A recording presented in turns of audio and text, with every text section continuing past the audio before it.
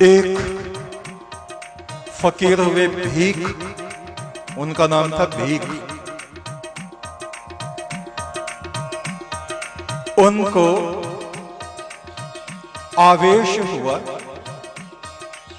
और क्या देखा, गुरु को। गुरु सामने बैठे, उनमें परमात्मा का प्रकाश ही प्रकाश हो रहा है, प्रकाश हो रहा है, कपड़ों में भी हो रहा है।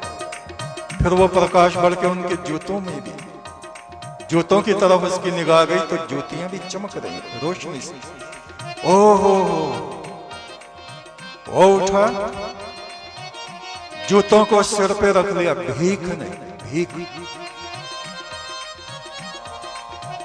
आलमे वज्द में पहुंच गए। वज्द, वज्द बोलते हैं यहां का होश खत्म और वहां का होश जाग गया, और नाच रहे हैं, नाचते फिरते हैं। बाजार में को निकल गए, ओ रब दी जुतियां, ओ रब दी जुतियां, ओ रब दी जुतियां, परमात्मा की जुतियां, मेरे सिर पे परमात्मा की जुतियां। ओहो,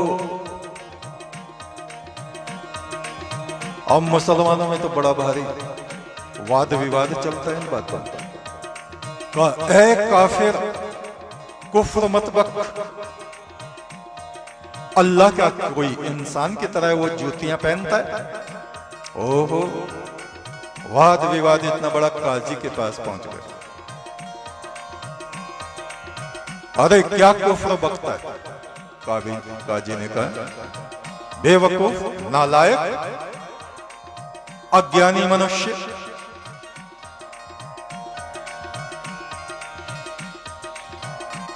भीख जो गुरुमुख थे, गुरु का प्रकाश, परमात्मा का प्रकाश जिनमें फूट रहा था, उन्होंने कहा, ऐ काजी ये जमीन किसकी? बोले उसकी, ऊपर वाले की। कहा, ऐ काजी ये आसमान किसका?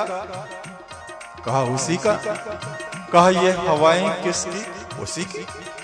ये जो सूरज चमक रहा है ये किसका? बोले उसी का। तो ये ज्योतियां क्या तेरे बाप की? ये भी उसी की। तुझे निगाह नहीं है, आंखें नहीं है, तो मैं क्या करूं? बोलो सतपुरुष बाबा फुल संदेश वालों की जय।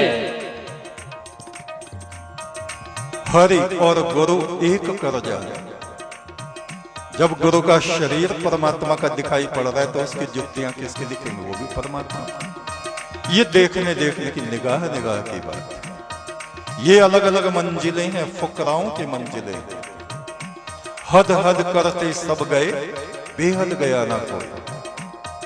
बेहद में जाते हैं फकीर, जो अपने अहंकार को यहीं छोड़ देते। शरीर का भी उनको होश नहीं रहता, बस तू ही तू, तू ही तू, तू ही तू, मैं हूं ही नहीं।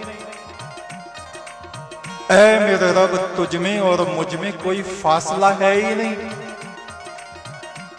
और लोग कहेंगे क्या बकता है? वो कहेंगे अरे जमीन में और आसमान में कोई फासला है ही नहीं, बीच में कोई जगह है ही नहीं।